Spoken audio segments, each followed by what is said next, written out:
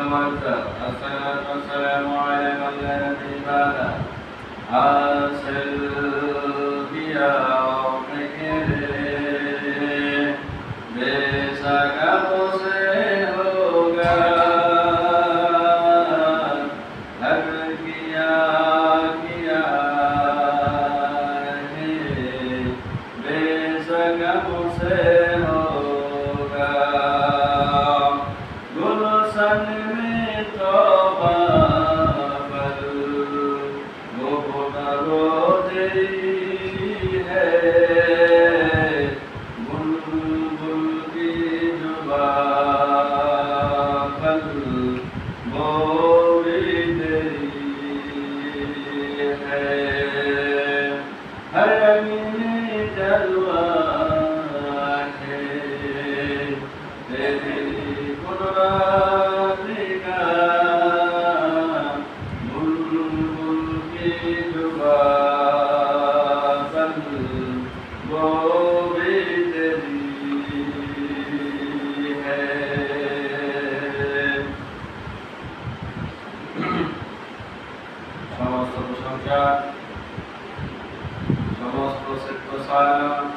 समस्त गुणगान समस्त तारीफे महान আল্লাহ যিনি আজকে আমাদেরকে পার্থিব জীবনের সমস্ত কাজকর্ম ফেলে রেখে দুনিয়াতে ফেলে রেখে আল্লাহ মুষ্টি কয়েকজন বান্দাকে মসজিদে উপস্থিত হওয়ার ধার্মিক হওয়ার তৌফিক দান করলেন সেই মহান আল্লাহর দরবারে কোটি শুকরিয়া আদায় করছি সবাই পড়ে আলহামদুলিল্লাহ।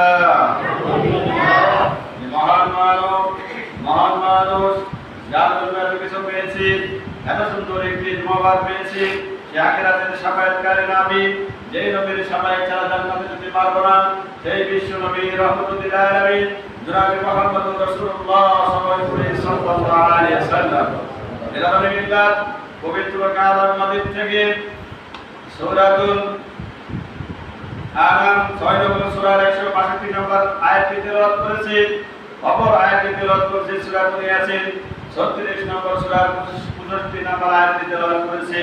আল্লাহ তাআলা যদি তৌফিক দান করেন তাহলে এর সঙ্গে কিছু আয়াত দেখে আমি আমার বক্তব্য করার চেষ্টা করব মা তৌফিক ইল্লা বিল্লাহ।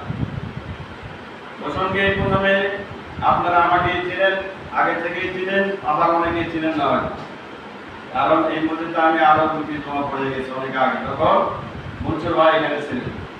আমার বাসা ভবানীগঞ্জ, আমার দাদার বাপের নাম বসির সর্দার, আমার দাদার নাম ইউসুফ আলী সর্দার, আমার বাপের নাম জোয়েব আলী সর্দার, আমি মোহাম্মদ কারিম মোহাম্মদ কবির সরমান বাস্তবায়ন সর্দার সাবেক যেন সর্দার নাই আমি সাবেক ছিলাম। তো আপনাদের এখানে দীর্ঘদিন ধরে খুতবা দেওয়ার জন্য বলতেছে কিন্তু আমার আসার সুযোগ হচ্ছে না। আর না আসার সুযোগটা হচ্ছে এই কারণে যে দীর্ঘ 125টা মসজিদের খুতবা দেওয়ার পরে 26 নম্বরে বলাখালী মসজিদে আমার ইমামতি হয়ে যায়।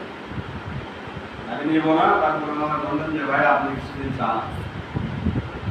আমি 1 বছর চালালাম, চালানোর পরে যে আব্দুল ভাই নিয়ে গেছিল, আব্দুল ভাই আবার কোন নাকি কয়জন সে ইমাম করতো না ইমাম চলে গেছে। যাওয়ার কারণে আমাকে বলছে ভাই আমি এখন ট্রেনিং গাড়ি ইমামতি করব। কি করেন? এই কারণে আমি ওখান থেকে ছেড়ে দিয়ে চলে এসেছি। মানে 3 জমা হয়ে গেল। 3 জমা হয়ে যাওয়ার পরে মাত্র 5টা মসজিদ থেকে আমাকে অফার করা হয়েছে। এখন আমি কোনো জায়গায় মোটামুটি এখনো বিয়ে সামনে নিলে চালাচ্ছি সারা বাংলা সহ আত্রায় দুর্গাপুর পুটিয়া মান্না নওগাঁ সহকারী জায়গায় জানাজা করি। প্রায় 8000 জানাজা পার হয়ে গেছে আমার। আপনারা দোয়া করবেন।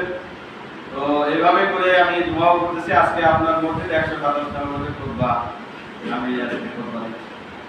তো আল্লাহ তাআলা আমাদের সকলকে যেন নেক কাজে সহায়তা করার এই দিনের উপরে অটল থাকার তৌফিক দান করুন আল্লাহু আমিন। জুমার প্রসঙ্গে শুরুতে আমি যে খুতবাটা দিচ্ছি জুমার বিষয়ে তাৎপর্য মসজিদে আসার ব্যাপারে কিছু কথা বলবো, তারপর আমি আয়াতে চলে যাব। আল্লাহ তাআলা বলেছেন মসজিদে আমরা যখন ঢুকবো তখন আমরা মসজিদে ঢোকার পর কি করবো? 2 রাকাত তাহিয়াতুল মসজিদে তাহিয়াতুল করে তো আমরা শুনবো। কিন্তু আমরা কিছু মসজিদের মুসল্লি দেখছি ভীষণ সাইডে বসে আছে, আরাম হচ্ছে তখন থেকে। এটা হচ্ছে দুঃখজনক ভাই, আপনার জন্য দুঃখজনক, আমার জন্য না। কারণ বিশ্ব নবী বলেছেন মসজিদের সর্বপ্রথম যে আল্লাহর বান্দা প্রবেশ করবে আর আল্লাহর বান্দা যদি সর্বপ্রথম হাত দিয়ে যদি দোয়া করে ঢুকে দেয়, আমি বিশ্বনবী ঘোষণা করলাম ওই ব্যক্তির আমলনামায় একটি কুরবানিতে সামনে কুরবানি আসতেছে, অনেকে তাড়াতাড়ি করে তাড়াহুড়া করে গরু কেনার জন্য, খাসি কেনার জন্য তাড়াহুড়া লাগিয়ে দিয়েছি, কিন্তু অনেকের অ্যাকাউন্টে নামাজ নাই, অনেকের অ্যাকাউন্টে কিন্তু এখনো পর্যন্ত সালাত আদায় করে না ভাই, কিন্তু বড় বড় খাসি কেনার জন্য তাড়াহুড়া আছে না নাই? কথা বলেন। অবশ্যই আছে রে, কিন্তু দেখবেন দোয়া ছাড়া কিন্তু নামাজে পড়ে না। আমি যে আয়াতে তখন আয়াতে বলতে কিন্তু কুরবানি কথা এসেছে,